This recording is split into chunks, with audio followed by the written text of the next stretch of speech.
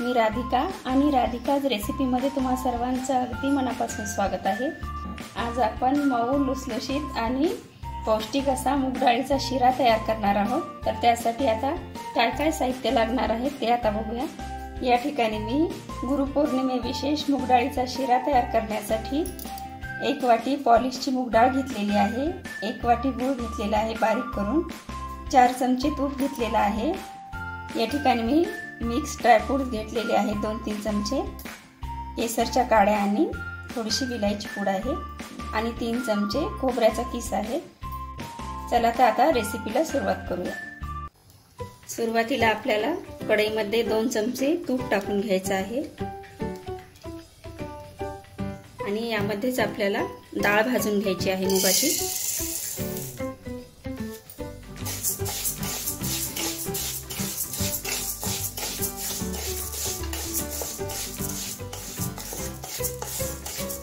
मूग डाळ आपल्याला खमंग वास सुटेपर्यंत भाजून घ्यायची आहे।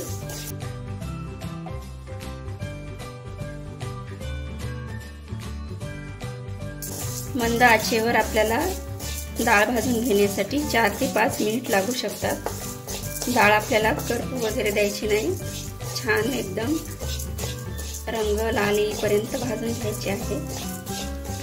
बघू शकता डाळीचा रंग चेंज होत आहे, जवळपास 4 ते 5 मिनिट होत आलेले आहे। आता ही डाळ थंड झाल्यानंतर आपल्याला मिक्सर मधून रवाळ अशी काढून घ्यायची आहे।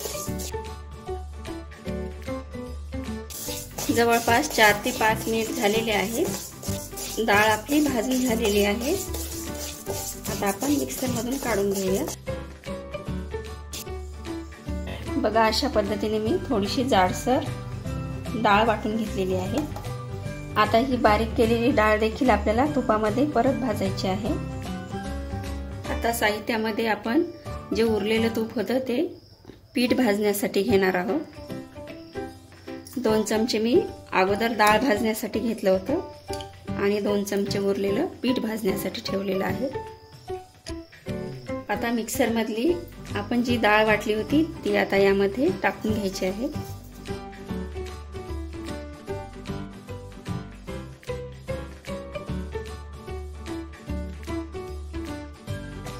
आता ही बारीक केलेली डाळ देखील आपल्याला खमंग वास सुटेपर्यंत भाजून घ्यायची आहे।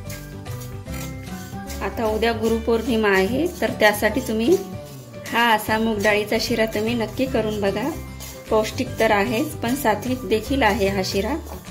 एकदम आवडीने सगळेजण आवडीने खातील आणि गुरुमाऊलींना देखील तुम्ही हा नैवेद्य करून भरवू शकता।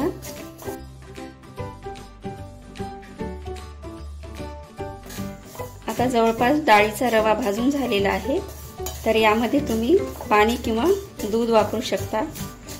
तर हा शिरा तयार करण्यासाठी या ठिकाणी मी अर्ध पाणी आणि अर्ध दूध वापरणार आहे। तुम्ही तुमच्या इच्छेनुसार दोन्हीपैकी काही पण वापरू शकता। आता यामध्ये आपण थोडं थोडं पाणी टाकून घेऊया।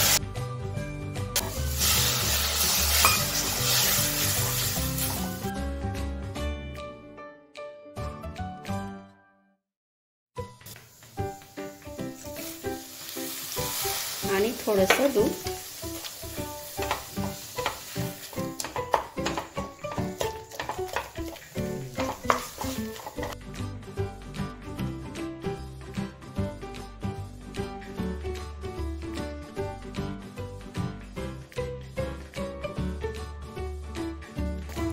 आता यामध्ये मला 1 वाटी जवळपास पाणी लागलेलं आहे आणि अर्धी वाटी मी दूध टाकलेलं आहे यामध्ये। तर दोन्ही मिळून मला 1.5 वाटी लागलेला आहे।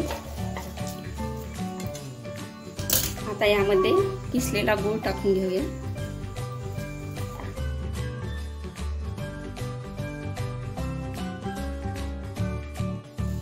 ही सर्व प्रोसेस आपल्याला कमी आचेवरतीच करायची आहे। गोड तुमच्या अंदाजानुसार तुम्ही टाकू शकता, कमी जास्त। तुम्ही तुमच्या आवडीनुसार गूळ किंवा साखर काहीही वापरू शकता।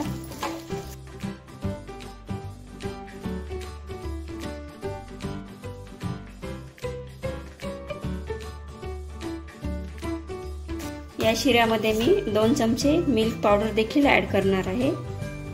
तुम्ही तुमच्या आवडीनुसार तुम्ही टाकू शकता। मिल्क पावडर वापरल्याने एकदम पेड्यासारखी चव येते शिऱ्याला, त्यामुळे या ठिकाणी मिल्क पावडर वापरलेला आहे।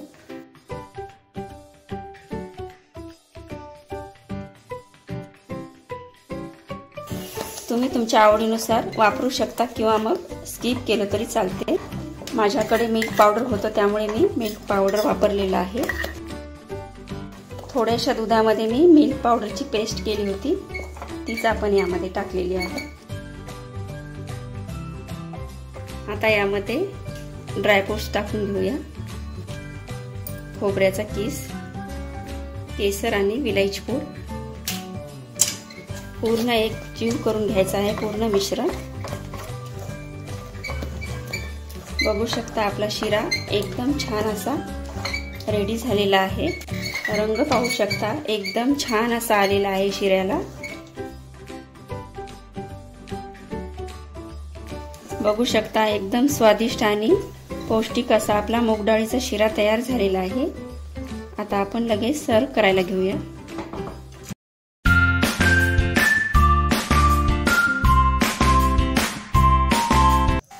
तर बघू शकता आपला मऊ आणि लुसलुशीत असा मूग डाळीचा शिरा तयार झालेला आहे।